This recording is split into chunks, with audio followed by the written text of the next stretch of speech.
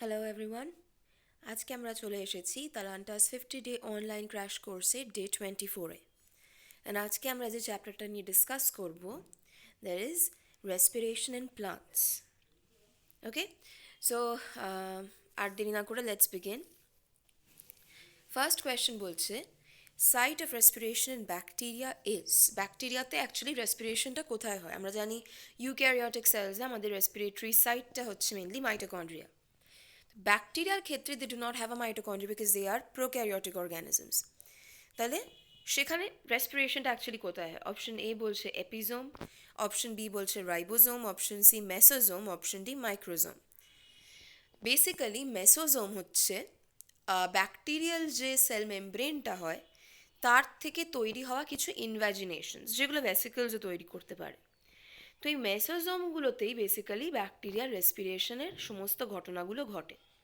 তাহলে correct option আমাদের হচ্ছে এখানে মেসোজোমস।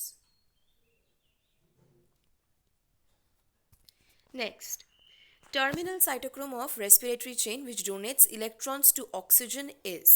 আমরা যদি খুব ভালোভাবে ইলেকট্রন ট্রান্সপোর্ট চেনের ডায়াগ্রামটা মনে করি তাহলে দেখব যে সবার শেষে সাইটোক্রোম A1, সাইটোক্রোম A3 থাকে। ঠিক আছে, তো বেসিক্যালি দুটো কপার সেন্টার্সও থাকে। সেইটাই হচ্ছে আমাদের লাস্ট এনজাইমেরিক কমপ্লেক্সটা, যার পরে ডাইরেক্টলি ইলেকট্রনটাকে অক্সিজেনের কাছে পাঠানো হয়। তো এখানে যে অপশনগুলো দেওয়া আছে, অপশন এ বলছে সাইটোক্রোম বি, অপশন বি বলছে সাইটোক্রোম সি, অপশন সি বলছে cytochrome A1 and option D বলছে সাইটোক্রোম এ। তো এখানে বেসিক্যালি কারেক্ট অপশনটা was supposed to be cytochrome A3, right? তো এখানে আই গেস যে কোয়েশ্চেনে there was some kind of a typing error or something, কিন্তু the option has to be cytochrome A1, cytochrome C, cytochrome B cannot be the answer. তাহলে আমাদের correct option has to be cytochrome A3। এখানে যেহেতু we do not have cytochrome A3, তো this is one more thing we need to learn, যে there are questions like this in NEET, যদিও খুব খুব rare, এরকম এরর খুব একটা হয় না। তাও যখন কোনো সময় হয় এরকম ধরনের কোয়েশ্চেন্স হচ্ছে the sort of questions which award you marks irrespective of which option you select. তো সেই জন্য আমি অ্যাডভাইস করবো সবাইকে এই কোয়েশ্চেনগুলো অ্যাটেম্প্ট করতে, অ্যাটলিস্ট মানে এরকম কোনো আনসার দিতে which is very close to the one that is feasible. এরকম নয় যে আমি বুঝতে পারছি না সাইটোক্রোম A3 কোথায়, সেই জন্য আমি সাইটোক্রোম বিতে মার্ক করে দিলাম বা সাইটোক্রোম A1তে মার্ক করে দিলাম, না। B C A1 can't be the answer under any circumstance. তো আমাদের একমাত্র অপশন বাঁচছে option D, cytochrome A. So will go with this.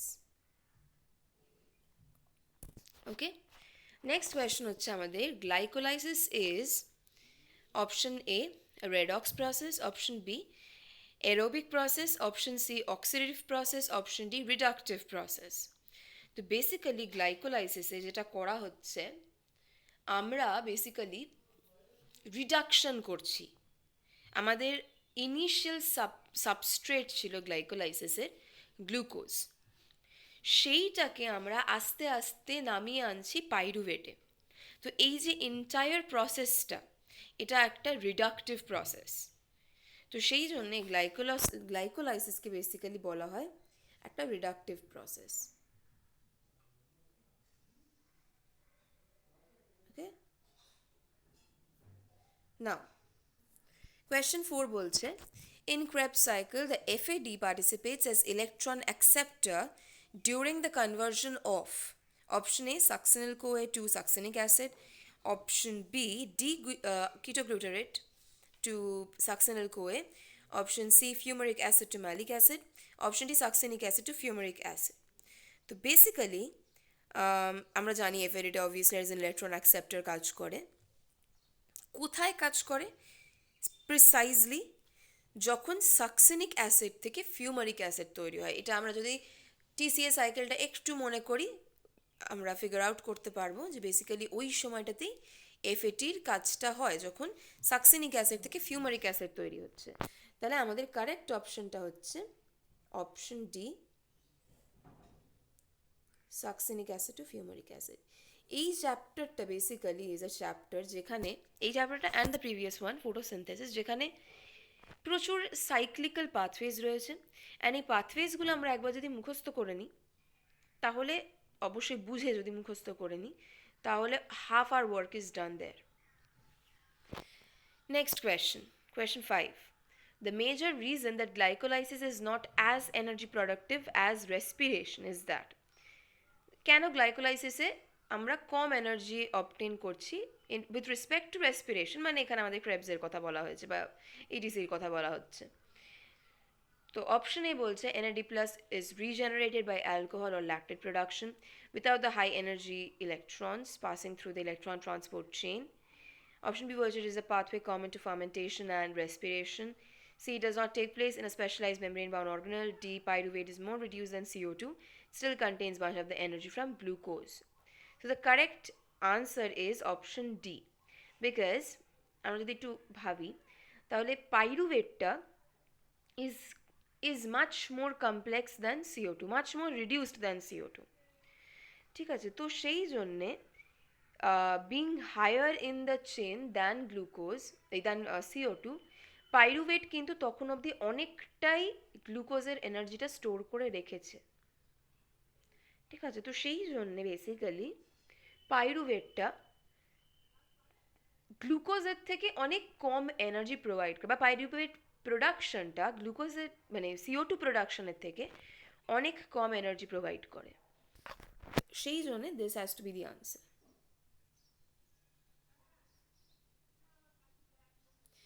By the time আমরা CO2 অবটেন করছি, আমরা ক্রেবসে অলরেডি ঢুকে গেছি অ্যান্ড অনেকটা ক্রেবস প্রসিডও করে গেছে। তো বাই দেন আমার কম্পাউন্ডটা অনেক বেশি আর কি লুজ করেছে এনার্জি। ঠিক আছে, নাও question 6. Potassium cyanide is known to interfere with the formation and use of ATP in cell metabolism. If the use of potassium cyanide resulted in an accelerated entry of a solute into a cell, it may be reasonably assumed that under normal circumstances, the solute enters by option A, active transport, option B, osmosis, option C, passive diffusion, নাকি option D, pinocytosis. তো এখানে যেটা বলতে চাওয়া হয়েছে that is basically যে potassium সায়ানাইডটা interfere করে, আমরা সেলের মধ্যে এটিপি কীভাবে ইউজ করছি সেটাকে হ্যাম্পার করে। তো ওর কাজটা অ্যাকচুয়ালি হচ্ছে আমাদের সেলের মধ্যে তো Na+K+ পাম্পগুলো থাকে, পটাশিয়াম সায়ানাইড ইউজ করে এই পাম্পগুলো ডিসরাপ্টেড হয়ে যায়, যার জন্যে সলিউটগুলো ফ্রিলি এন্টার করতে পারে সেলের মধ্যে, যার জন্য মানে সলিউট এন্ট্রিটা বেড়ে যায়। তো এই পাম্পগুলোর কথা যখন আমরা বলছি এবং সলিউটের ট্রান্সপোর্টের কথা যখন বলা হচ্ছে, তো বেসিক্যালি সলিউট ট্রান্সপোর্ট করা হচ্ছে অ্যাক্টিভ ট্রান্সপোর্টের থ্রু দিয়েই, যার জন্য এই পাম্পগুলো লাগছে। পাম্পগুলো কি বেসিক্যালি পাম্পগুলো তো এটিপিএসএস, যেগুলো এনার্জি ইউটিলাইজ করছে সলিউটগুলোকে ভেতরে ঢোকানোর জন্য সেলের। সেই জন্যে এখানে the solute enters by active transport. আমাদের কারেক্ট অপশন হচ্ছে option A. Now, when yeast growing anaerobically in glucose-rich environment is exposed to oxygen in sufficient quantity, the rate of glucose utilization decreases. This phenomenon is known as the Pasteur effect. Adding an uncoupler of oxidative phosphorylation would have what effect on Pasteur effect? তো আমরা একটা আনকাপলার use করেছি oxidative ফসফোরিলেশনের প্রসেসটা, তাহলে এবার প্যাস্টার এফেক্টটার কি effect হবে? Option A বলছে Pasteur effect will be enhanced. Option B, it will remain unchanged. Option C, it will not take place. Option D, variable effect. তো বেসিক্যালি আমরা একটা আনকাপলার ইউজ করছি, মানে অক্সিডেটিভ ফসফোরিলেশনে অক্সিজেনের রোলটা আমরা বন্ধ করে দিচ্ছি, মানে অক্সিজেন আর কোনো রোল প্লে করবে না এখানে। তো সেই জন্যে একটা ইস্ট যাকে আমি হঠাৎ করে এরোবিক কন্ডিশনে এনে ফেলে দিয়েছি, তার নর্মালি গ্লুকোজ ইউটিলাইজেশন কমে যাওয়ার কথা অ্যাকর্ডিং টু প্যাস্টার এফেক্ট, কিন্তু আমি যদি ওই অক্সিজেনের ইউজটাকেই বন্ধ করে দিই বাই আনকাপলিং অক্সিডেটিভ ফসফোরিলেশন, তাহলে আর প্যাস্টার এফেক্ট হওয়ারই কোনো জায়গা নেই, তাই তো? সো আমাদের কারেক্ট অপশন হচ্ছে option C, passive effect will not take place.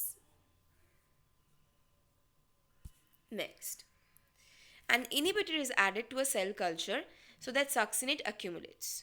তো আমি কোনো একটা এমন ইনহিবিটর ইউজ করেছি যেটা হয়তো সাকসিনেটকে ফিউমারেটে কনভার্ট করে যে এনজাইমটা, সেই এনজাইমটাকে ব্লক করে দিচ্ছে।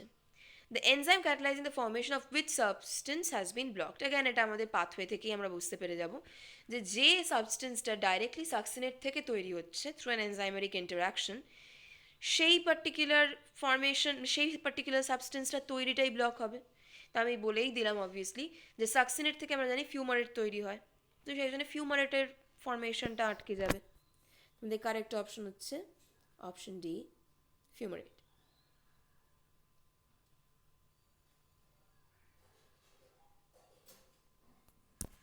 Next, one of the following is common to glycolysis as well as Krebs cycle in eukaryotes. Option A, substrate level phosphorylation. Option B, photophosphorylation. Option C, localization in mitochondria. Option D, production of FADH. তো এই চারটের মধ্যে একটাই এমন process আছে যেটা দু জায়গাতেই ঘটে, and that is substrate level phosphorylation. Substrate level phosphorylation মানে কি? বেসিক্যালি আমরা কোনো একটা সাবস্ট্রেটকে ইউজ করছি তার ফসফেট গ্রুপটাকে নিয়ে এটিপি তৈরি করার জন্য। সিম্পল টার্মস এটাই হচ্ছে সাবস্ট্রেট লেভেল ফসফোরিলেশন। তো এই ঘটনাটা গ্লাইকোলাইসিসে দুবার ঘটে, অ্যান্ড ক্রেবস সাইকেলে ঘটে একবার যখন জিটিপি তৈরি হচ্ছে। তাহলে আমাদের কারেক্ট অপশন হচ্ছে substrate level phosphorylation. Next, out of 36 ATP molecules produced per glucose molecule during respiration, option A, 2 are produced outside glycolysis and 34 during respiratory chain. Now outside glycolysis এ দুটো নয়, glycolysis এর সময়ই দুটো প্রডিউস হয়। Option B, 2 are produced outside mitochondria and 34 inside mitochondria. Well and good. Option C বলছে 2 during glycolysis and 34 during Krebs cycle. এবার not only during the Krebs cycle আমরা কিন্তু 34 খানা পাই। 34টা is all the downstream processes occurring after glycolysis. তো শুধুমাত্র Krebs cycle does not account for the 34 ATP molecules. Next, option D বলছে all are formed inside mitochondria. তাহলে এখানে একমাত্র কারেক্ট অপশন যেটা আমরা পেলাম সেটা হচ্ছে option B, because 2 are produced outside mitochondria বলেছে, তার মানে অবভিয়াসলি গ্লাইকোলাইসিস, বিকজ গ্লাইকোলাইসিসটা একমাত্র সাইটোপ্লাজমের মধ্যে হয়, তারপর থেকে সব কটা প্রসেসই হচ্ছে মাইটোকন্ড্রিয়ার মধ্যে। তাহলে আমরা ইজিলি বলতে পারি যে 34 খানা এটিপি মলিকিউল তৈরি হচ্ছে inside mitochondria. Next, RQ or respiratory quotient is highest when respiratory substance is option A fat, option B malic acid, option C glucose, option D protein. Basically যেটা বলা হয় সেটা হচ্ছে যখন আমরা কোনো অর্গ্যানিক অ্যাসিডকে ইউজ করি অ্যাজ এ সাবস্ট্রেট তখন রেসপিরেটরি কোশেন্ট অনেক বেড়ে যায়। অপটিমাম আমরা জানি ইজ 1, কিন্তু 1-এর ওপরে বেড়ে যায় যখন আমরা কোনো অর্গ্যানিক অ্যাসিড ইউজ করি। তো এখানে যে অপশনগুলো দেওয়া আছে তার মধ্যে একমাত্র অর্গ্যানিক অ্যাসিড হচ্ছে ম্যালিক অ্যাসিড, এবং ম্যালিক অ্যাসিড যখন আমরা ইউজ করি অ্যাজ রেসপিরেটরি কোশেন্ট মানে অ্যাজ রেসপিরেটরি সাবস্ট্রেট তখন কোশেন্টটা প্রায় 1.2 to 1.3 হয়ে যায়। আমাদের কারেক্ট অপশন হচ্ছে option B, malic acid. Last question for today. Electron transport chain is inhibited by option A, rotenone and amytal, option B, antimycin A, option C, cyanide, azide and carbon monoxide, option D, all of the above. Basically এখানে যে কম্পাউন্ডগুলোর নাম আমরা পড়ছি প্রত্যেকেই কোনো না কোনোভাবে electron transport চেনকে inhibit করে। কেউ পাম্পসগুলোকে ইনহিবিট করে দেয়, যে পাম্পসগুলো অ্যাকচুয়ালি ইলেকট্রনসগুলোর এন্ট্রি এক্সিটটাকে মেনটেন করছে। কিছু ডাইরেক্টলি এনজাইমগুলোকে ইনহিবিট করে, যে এনজাইম কমপ্লেক্সগুলো তৈরি হয়ে বসে আছে। মোট কথা প্রত্যেকটা কার্বন মনোক্সাইড অ্যাগেন আমরা জানি যে is a competitor for oxygen. তো অ্যাগেন এই সমস্ত কম্পাউন্ডগুলো কোনো না কোনোভাবেই ইলেকট্রন ট্রান্সপোর্ট চেনকে ইনহিবিট করছে। রোটিনন, অ্যামাইটাল, অ্যামাইটাল হচ্ছে একটা বেসিক্যালি বারবিচুরেট, রোটিনন একটা প্লান্ট প্রোডাক্ট বেসিক্যালি একটা। তো সেই জন্যে এখানে কোনো পার্টিকুলার অপশনকে আমরা সিলেক্ট করতে পারবো না। আমাদের correct option will be all of the above, option D.